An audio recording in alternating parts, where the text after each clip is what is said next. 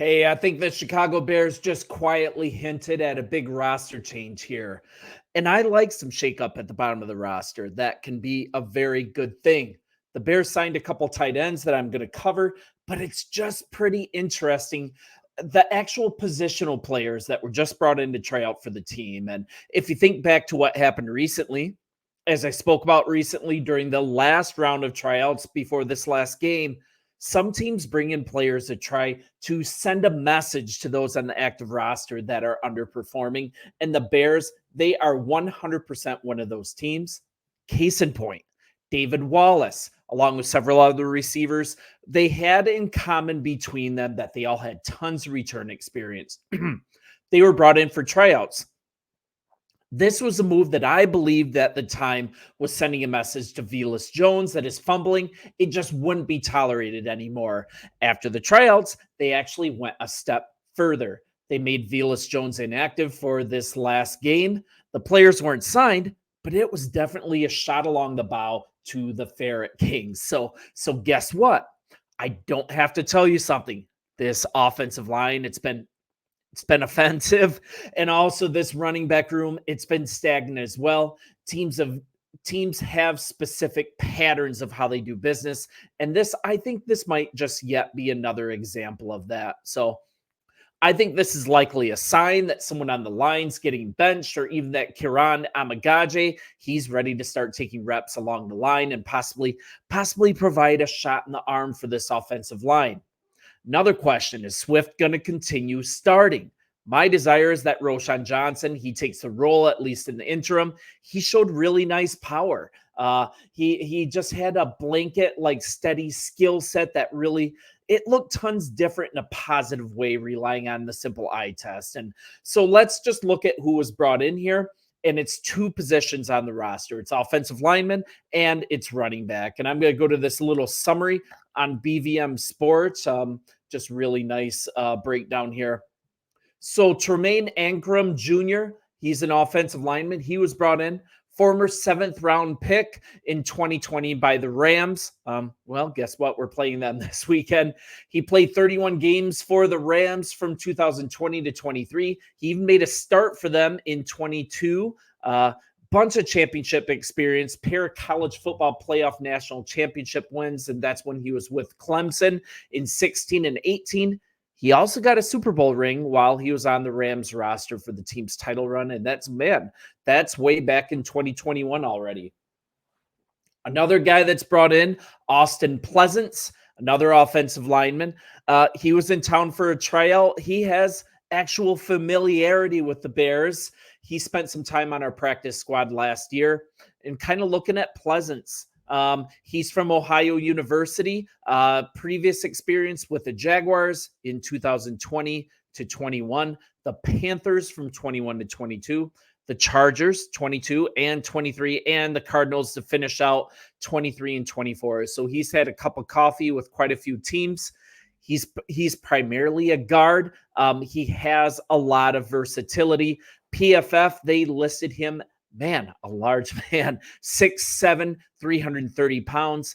And kind of in college, he was an all-MAC player, second team in 2019. So, I mean, two possible offensive linemen. They could at very least join the practice squad. But once again, I think these are legit players, but they are in to send a message to this offensive line. And I think it's also kind of telegraphing that the Bears are going to make some changes on that roster. Someone's going to get benched, or Amagaje is going to get some playing time. Hopefully he's ready. So kind of the same things being done with running backs. Tony Jones just came in. This is a guy that came out of Notre Dame way back in 2019, undrafted in 2020. As far as his playing time, his experience, I remember when he was with the Saints. If you play fantasy football, for sure you do. From 20 to 23, he had a cup of coffee with the Seattle Seahawks in 22, hung around the Denver Broncos in 23, and also with the Cardinals in the same year. I mean, for what it's worth, he owns the longest run in Notre Dame football bowl game history. Little fact there, but But yeah, let's go to a guy that I actually remember well. He was super highly touted and he was thought to be a nice addition to the Pittsburgh Steelers.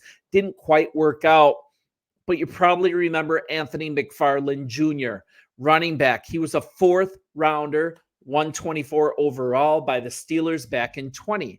I mean, he didn't end up putting up a lot of stats in the NFL. He's only 26 years old, out of the University of Maryland. To his name, he has 146 rushing yards, 87 receiving yards, 237 return yards, and yeah, just another guy that's coming in. Once again, I think these are messages. I don't think the Bears are going to actually sign any of these players, but it's good to get some numbers in the Rolodex because injuries do happen. Finishing out, we're going to talk about Jake Funk. He's from the University of Maryland as well. Yeah, this is actually a fun fact. If you have wives that watch The Bachelorette, he actually married Hannah Sluice, who was the winner of The Bachelor in 2021. I don't know. That's neither here nor there. These player profiles aren't super exciting. He was drafted by the Rams as well as 21, 7th round selection. He earned third team All Big Ten status in his final year in college, and he's bounced around the league with the Saints, the Colts, the Dolphins, and the Lions. And yeah, only 15 yards on his resume. Yeah, and we brought in a quarterback, Chris Aladukin. Nothing super noteworthy. He has a pair of Super Bowl rings from his time with the Chiefs. He was on the practice squad recently. And yeah, I don't think any of these signings are just a coincidence. I don't think these players coming in are random. This is definitely a message to both position groups, and I'm just really interested in something if this follows the pattern of moving past Velus Jones and if it signifies changes are coming. I certainly hope so on the O-line. Get Amagaje some reps right now. At least he won't be sitting on his keister right at the end of a blocking assignment. So there's that. Let's get to the couple actual signings.